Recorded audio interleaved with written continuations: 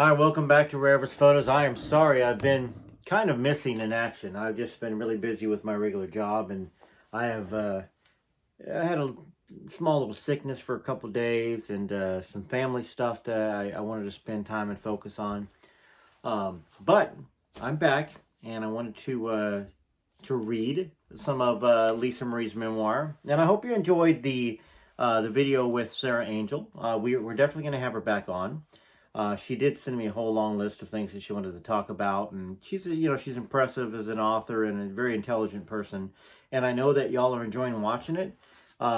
Certainly probably has the highest or second highest watch time of any of the conversations. So kudos to Sarah, who did this without really any planning. I had it recording when she got on there, and we just kind of went away with it and talked and had a conversation. And but I do apologize for those of y'all that are used to me doing videos every day. I've shirked my duties, and I apologize because I know that there's a lot of y'all that are homebound, and some of y'all that aren't, but that are interested in these stories. So let's get to reading. Less talking, more reading. Thank you for the subscribers, and hopefully y'all are thawing out in this great freeze. And if you're in Florida, sorry, we sent those 9 inches of snow your way instead of getting them here in Tennessee. So the last thing we read about was Riley was talking about after her marriage to Michael, my mother traveled with 10 security guards, how Michael really wanted kids with Lisa Marie, but Lisa just didn't feel right about it for some reason. And he'd also tell her that Debbie Rowe told me she'll have my children. And so that's kind of where we ended it. So let's continue. When Michael called me about the allegations, what he told me at the time was that Evan Chandler, the father of one of the accusers, was extorting him. And I think I told Michael to settle it. Everyone advised that he settle because it was going to be a nightmare. As for the allegations, the word that he did to the children, I never saw a thing like that. I personally would have unalived him if I had. I didn't want to be on the front lines, didn't want to make any kind of headlines. I grew up avoiding it and hating the press. Now, I did the interview with Diane Sawyer in 1995 to protect him. I thought he needed me, and I loved that. It was really nice for me to be able to play the female role for once, where I could take care of my husband. Now, after that interview, I got sued by Chandler because Michael had signed a confidentiality agreement with him and had been coached to not approach this subject, but I'd never signed anything. So I would go right in and say that the allegations were not true, and that's how I got the lawsuit. Now, it went all the way down to the deposition stage, but I won, said Lisa. In 1995, Michael released his story. I was in the studio with him all the time he was making it. Now, that's interesting. That's a little fact that probably none of us knew, okay? That album that Michael made, History, which was a really, really great record. Whether you believe Michael did these things or not, he was a talent. And, you know, I plan on asking Billy Stanley, hey, how many of these sessions were you in? Were you in any of these sessions? Because that's a piece of history that maybe we don't talk about as much. And I definitely want to talk to Norbert Putman, who's friends with Michael Peterson, and talk about what Elvis was like in the studio, maybe some of the funny things that happened.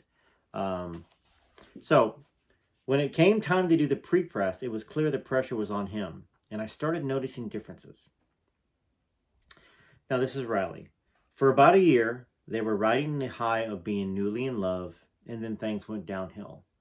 My mother started sensing that there was perhaps substance abuse on Michael's part, and she started seeing behaviors that she recognized from her father.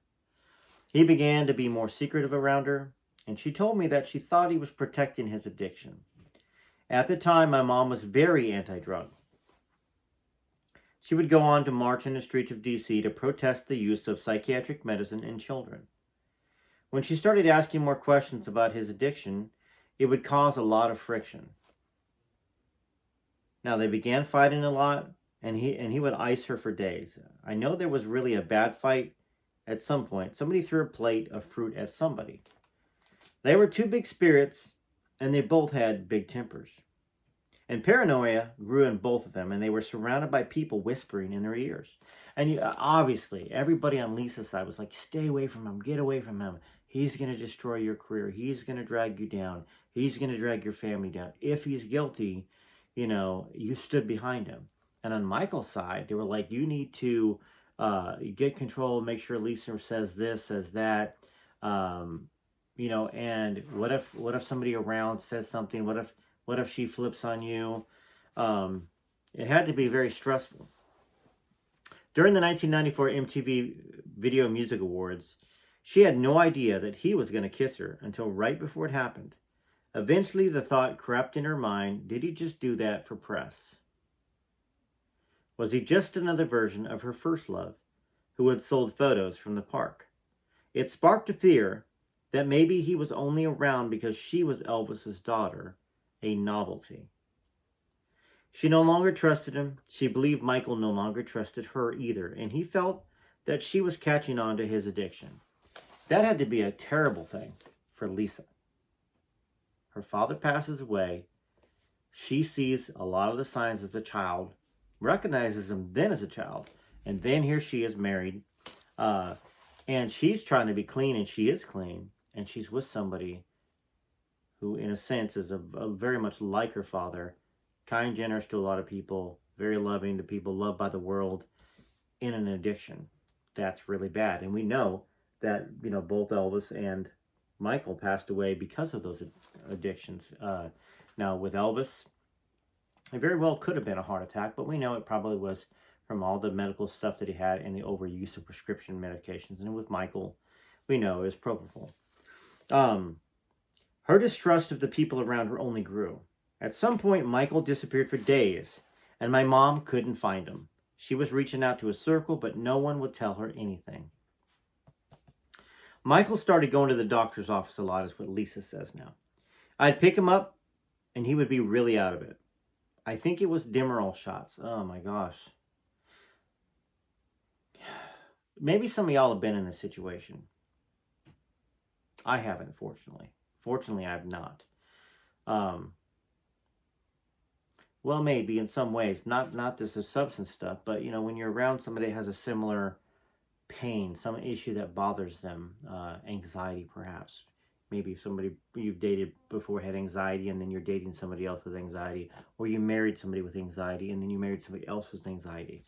It had to be very triggering for Lisa. He said he needed it because of his scalp injury. But I knew there was a longer story to it, and that it was big. One of his family members told me that it was a pill habit. Now, he was about to do a giant HBO thing, and I think he didn't want to do it, so he feigned a fall and went to the hospital. I kept asking what was wrong with him, and I got a different answer every day. Karen, his makeup artist, told me that he totally planned it because he didn't want to do the HBO thing. I flew to New York, where he was in the hospital, and I was with him every day. His mom was there too, along with his team, including his own anesthesiologist. Nobody has their own anesthesiologist. Every hospital has their own. It was a big red flag. At first, I couldn't get a read on what the heck was going on, but I started to cotton to it. He needed somebody around who could legally administer the substances. I told one of the security team that I wanted to go into his bathroom to see what he was taking. A family member asked me to try to get his urine to test it, but I didn't. Now with that, the family members, they are so suspect, in my opinion. Some of y'all know a lot about Michael. Some don't know at all, anything at all. Some know very little. But his family was very toxic. From the father to the mother, to the brothers, and the sisters. They were all abused. And the father, Joe, was very much in control of everybody still. And so it might have been Joe trying to wrestle some control away so he could get in and get a hold of the money with Michael. That's what I think. That's another story, and maybe it's not even anything that y'all care about, but it just made me think about that for a moment. So Michael was being really awful. He got mad at me for asking questions, and I asked, "What's really happening here? If you've got a problem, I'll go with you to rehab." The doctor started coming after me, threatening me, telling me to stop asking so many questions. And I said, "I'm just trying to find out what's going on with my husband." The doctor and Michael had a meeting, and when the doctor came out of the room, he said he wants to talk to you. Now, in the room, Michael said, "You're causing too many problems here. They're going to take you to the airport. You need to go home until I'm done. I'll see you when I get back." So I left. I wanted him to come too, but he didn't. And I ended up filing for divorce very shortly after. Which makes sense. Seems like Lisa really tried to love Michael Jackson. And for those of y'all that thought that she married him for some sort of publicity, and I don't think there's very many of you that do, but there are lollipop kids that are out there, that believe stuff like that, that blame Lisa, that victim shame Lisa. So this is Riley. Somebody had told my mom that Michael was planning on filing for divorce, but that it would be better for her if she did it first. My mom told Oprah in 2010 that she made the decision to walk because she saw the substances and the doctors coming in, and they scared her and put her right back into what she went through with her own father. So she filed, but the truth was Michael never intended to file. It was Romeo and Juliet, the poison mistakenly drunk. Michael was incredibly hurt, and my mom tried to reach him, calling and writing him, but he refused to speak to her. My mom always said that was how she learned to ice people, from Michael. Eventually, they started talking again and hanging out. They had a back and forth sort of toxic relationship going on, and he told her that he was going to marry Debbie because he wanted kids. Their divorce was finalized in August.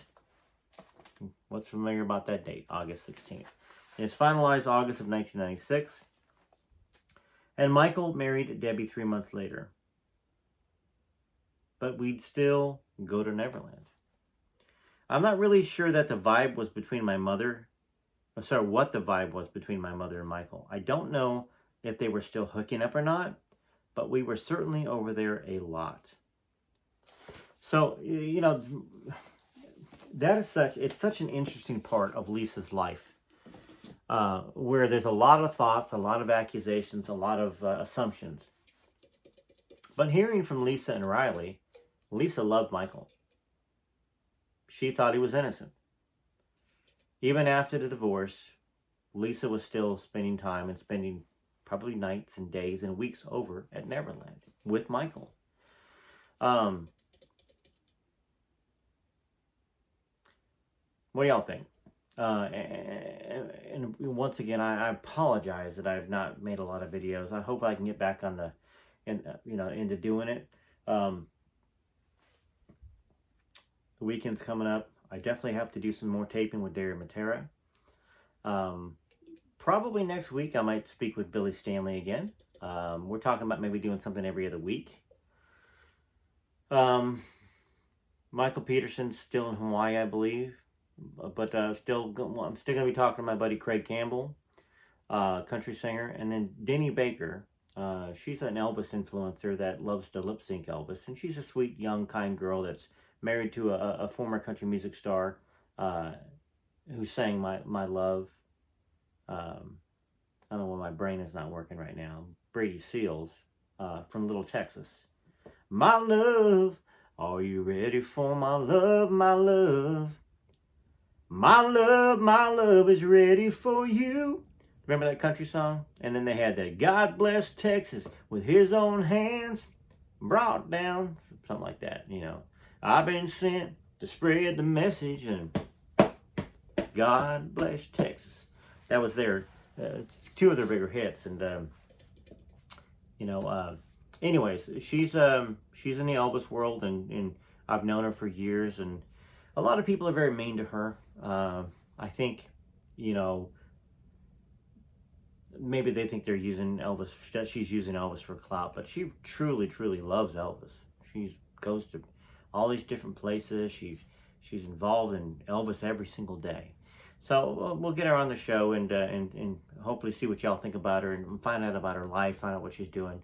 So I'm looking forward to bringing some more conversations with y'all. I know that I've had a few of you Connie from the UK, Ruby. So we will get y'all on here under the subscriber series as well. I still plan to reach out to y'all and set up a date for that. Looking forward to hearing your stories, and I know that everybody's looking forward to hearing your stories. You know, just big shout out to everybody out there, and TCB, TLC. Till next time, this is Rare Elvis Photos.